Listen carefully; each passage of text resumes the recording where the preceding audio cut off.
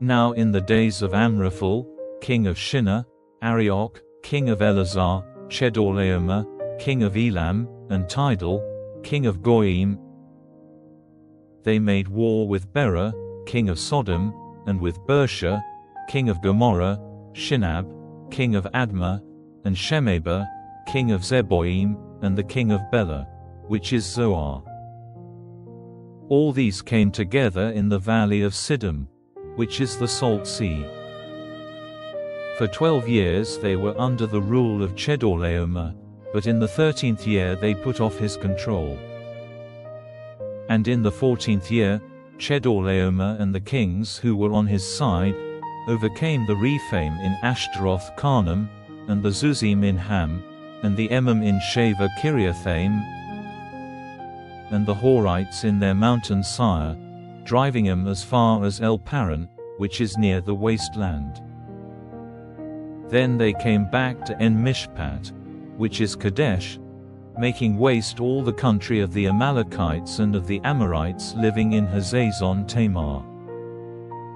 And the king of Sodom with the king of Gomorrah and the king of Admah and the king of Zeboim and the king of Bela, that is Zoar, went out, and put their forces in position in the valley of Siddim, against Chedorlaomer, king of Elam, and Tidal, king of Goyim, and Amraphel, king of Shinar, and Arioch, king of Elazar, 4 kings against the 5. Now the valley of Siddim was full of holes of sticky earth, and the kings of Sodom and Gomorrah were put to flight and came to their end there, but the rest got away to the mountain.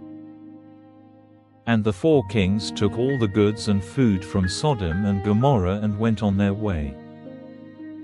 And in addition they took Lot, Abram's brother's son, who was living in Sodom, and all his goods. And one who had got away from the fight came and gave word of it to Abram the Hebrew, who was living by the holy tree of Mamre, the Amorite, the brother of Eshcol and Anna, who were friends of Abram. And Abram, hearing that his brother's son had been made a prisoner, took a band of his trained men, 318 of them, sons of his house, and went after them as far as Dan. And separating his forces by night, he overcame them, putting them to flight and going after them as far as Hobah, which is on the north side of Damascus. And he got back all the goods, and Lot, his brother's son, with his goods and the women and the people. And when he was coming back after putting to flight Chedorlaomer and the other kings, he had a meeting with the king of Sodom in the valley of Shava, that is, the king's valley. And Melchizedek, king of Salem, the priest of the Most High God, took bread and wine, and blessing him, said, "May the blessing of the Most High God, maker of heaven and earth, be on Abram. And let the Most High God be praised, who has given into your hands those who were against you." Then Abram gave him 1/10 of all the goods he had taken. And the king of Sodom said to Abram, "Give me the prisoners and take the goods for yourself."